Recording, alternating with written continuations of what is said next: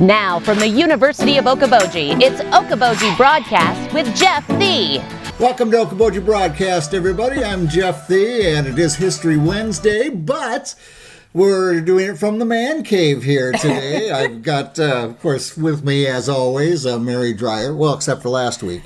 You weren't with me last week. No, I wasn't. So, almost every Wednesday, we have Mary Dreyer here with us, and we have here with us today, coinciding with an event put on Thursday night at the Art Center, Pearson Art Center, historian Dr. Kevin Mason, a PhD, author of the award-winning article Inkpaduta in Iowa, Dakota, Decline, Dispossession, and Erasure. He's at Waldorf College, are you not, Doctor?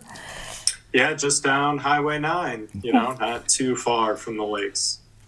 Well, we want to, and Mary, I'm going to kind of let you take the lead on this because this is we have talked about this in weeks prior, and something that you are very excited about. It's a big woo deal, Jeff.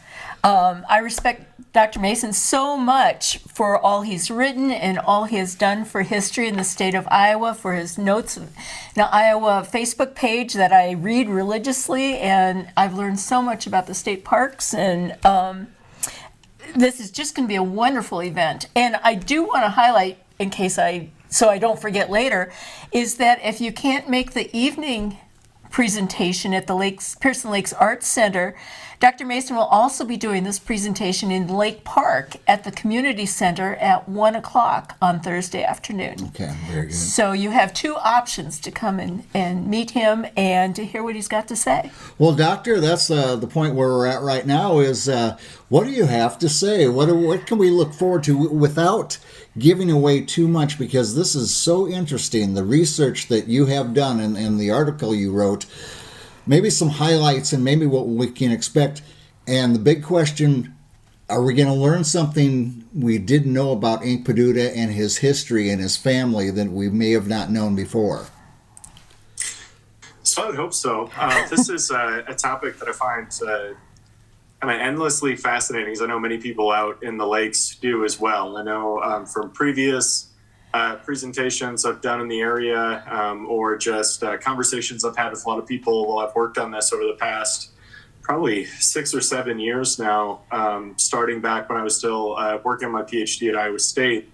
I think there is a lot of nuance to this. I think there's always new things to be learning. I'm always not surprised, I would say, but I'm constantly finding out new things, whether it's about the Dakota in Iowa or about Abby and the gardeners, or just about the lakes in general. I think there's always a lot of different things to learn. There's a lot of people that really care about this story. And one of my favorite things is interacting with those people, whether it's our friends at Mary at Dickinson County Museum, or friends at Abby Gardner Sharp. I know a lot of us came together last summer working at the site itself with the State Historical Society of Iowa.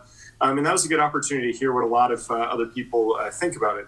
So when I kind of approach this story, I'm sitting here in my office at Waldorf looking out at the Winnebago County Courthouse, and that's almost where my fascination with this began. I became pretty convinced after doing some initial searching that the Winnebago never lived in Winnebago County.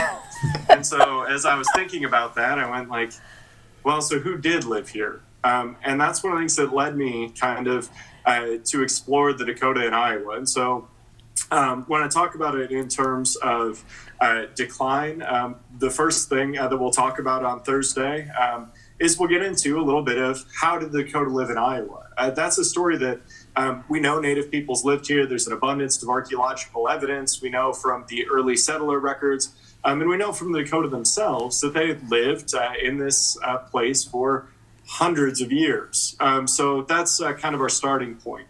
Then how, as first Europeans in the form of the French arriving in the area, and then eventually the English and later Americans, the Dakota head into a period of decline. And we're going to look at that a little bit as well, as their power starts to change as a sovereign, autonomous people. And then they start to kind of confront American settlement as it becomes a reality over the course of Inkpaduta's life.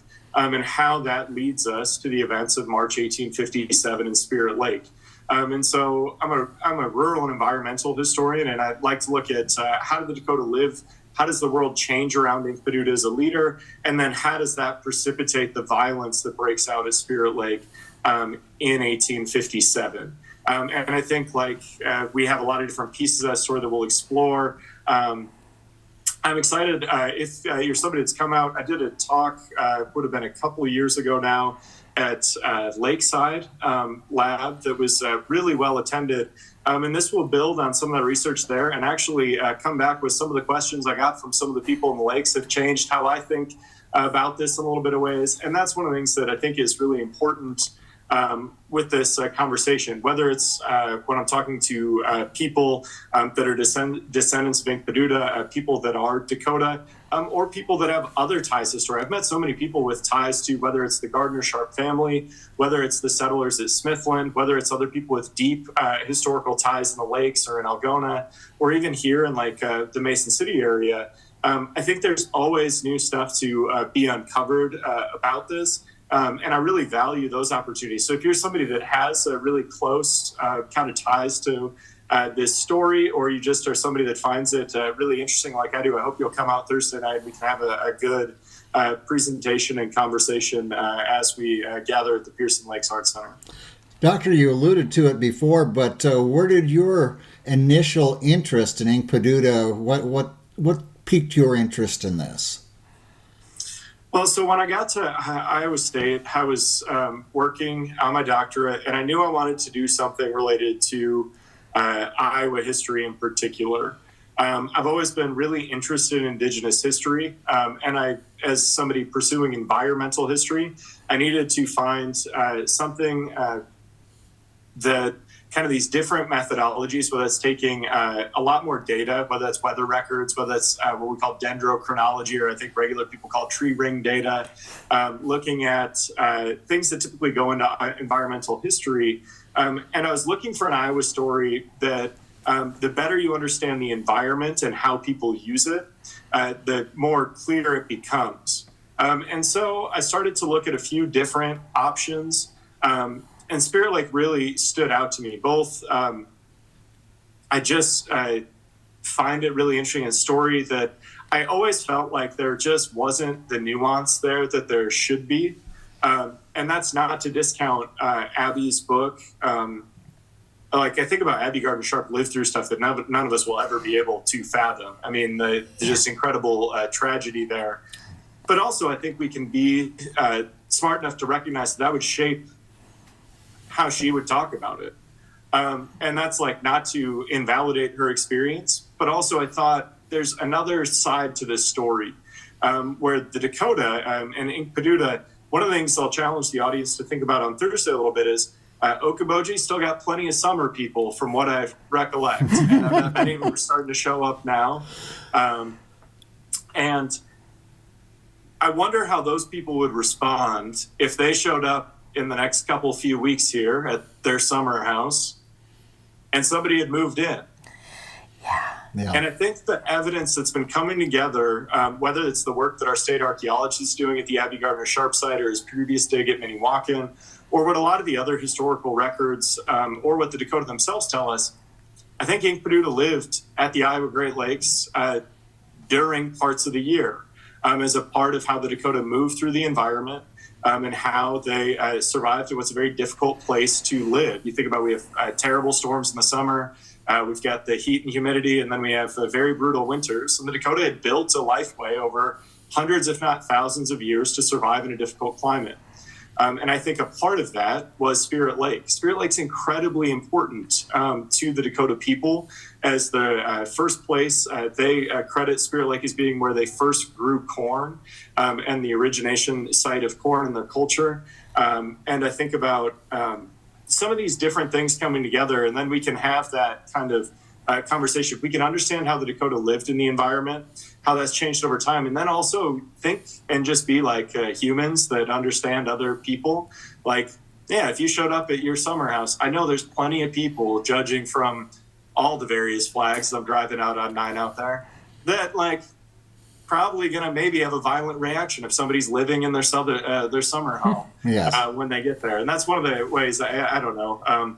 So maybe I think about this in weird ways, but I got just interested because I'm really interested in the history of here. I think everybody has a history. I think everybody deserves a history. And growing up in the state of Iowa, I grew up in a really weird place. It's called Pella down in Marion County.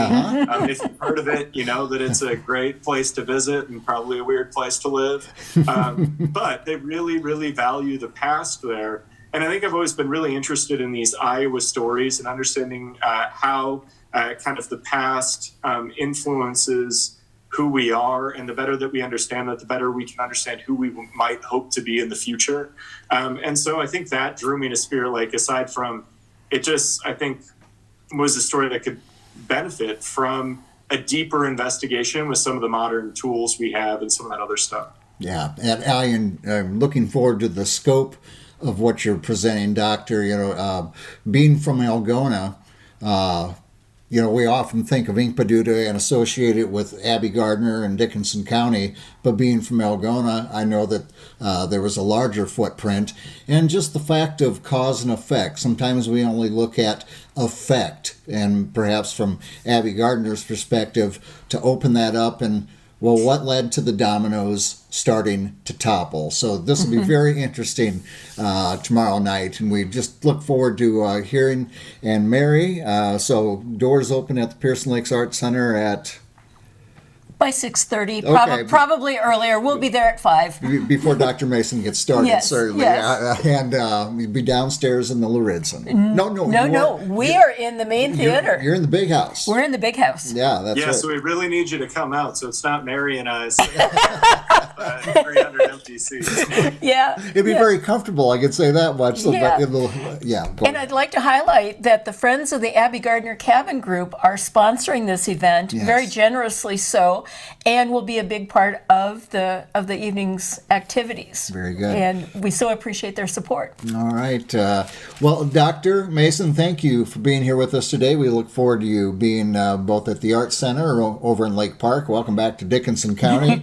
And Mary, thank you as always for joining us here. Sure. And I'm so looking forward to Thursday, and I hope to see a lot of you there because it is going to be awesome. I always enjoy learning more, and I know I'm going to learn tons, and I'm going to enjoy the story so much. Yeah, and no tickets needed or No anything like tickets that. needed, Yeah. no admission charge. Don't be surprised if you see a donation bucket there, but no admission charge. All right, very good. Just come on in, sit right down. All right, want to thank our guests, Dr. Kevin Mason, and also, of course, Mary Dreyer, Director of the Dickens County Museum, and we thank both of them for being with us. We thank you for watching us right here on Okoboji Broadcast. Okoboji Broadcast from the studios at historic Arnold's Park Amusement Park is brought to you in part by the Scott Troutman State Farm Agency in Spirit Lake, Quest Wealth Management, a financial advisory practice of Ameriprise Financial Services, advisor Jan Spielman, AJ Spielman, and Erica Wachholz. The headquarters of the University of Okoboji is at the Three Sons, open Monday through Saturday 10 to 5 and Sunday from 10 to 4. Bank Midwest, dream big, plan wisely, live well. Lakes Regional Healthcare and Avera Partner. Ruthven Locker at the Lake, where carnivores are welcome on Hill Avenue in Spirit Lake. Beck Engineering in Spirit Lake. Be Radiant Laser Skin Studio in the Okoboji Plaza in Okoboji.